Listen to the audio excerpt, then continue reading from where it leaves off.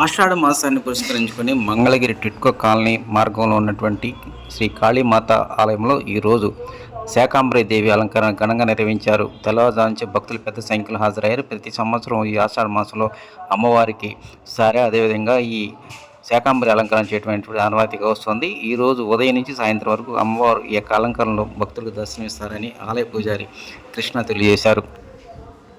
అమ్మవారికి శాకాంబరి అలంకరణలో భాగంగా దాదాపు 15 రకాలతో కూడుకున్నటువంటి కూరగాయలు, అదేవిధంగా ఆకుకూరలతో కూడుకున్నటువంటి అలంకరణ అనేటువంటిది అందరిని ఆకట్టుకునే విధంగా దర్శనమిస్తూ ఉంది.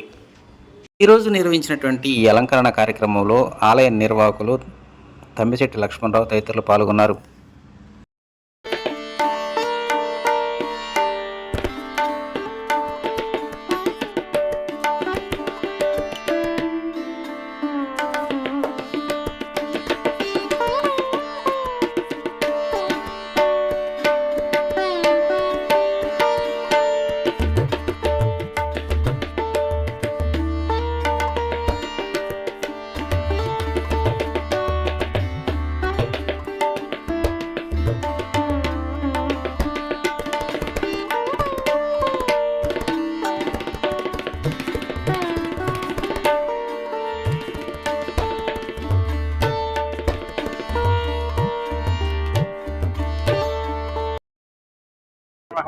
ध्यायेत्काली महामायं त्रिनेत्रं बहुरूपिणी चतुर्भुजं नमस्तः శ్రీ మహాకాళి మహాలక్ష్మి మహాసరస్వతి నమః.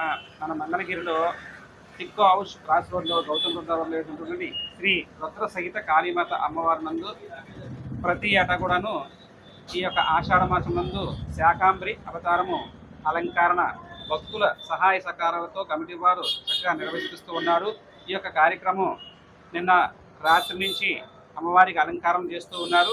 ఈరోజు ఉదయాన్నే అమ్మవారికి విశేష అర్చన పూజల కార్యక్రమాలు జరిగినాయి. భక్తులు వేలాదిగా వచ్చి పాల్గొన్నారు.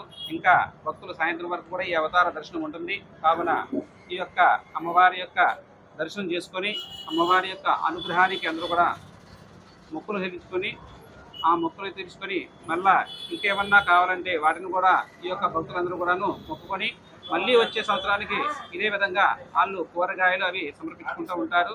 ఇది ఇక్కడ జరుగుతున్నటువంటి ప్రతి ఏటా జరుగుతున్నటువంటి కార్యక్రమం.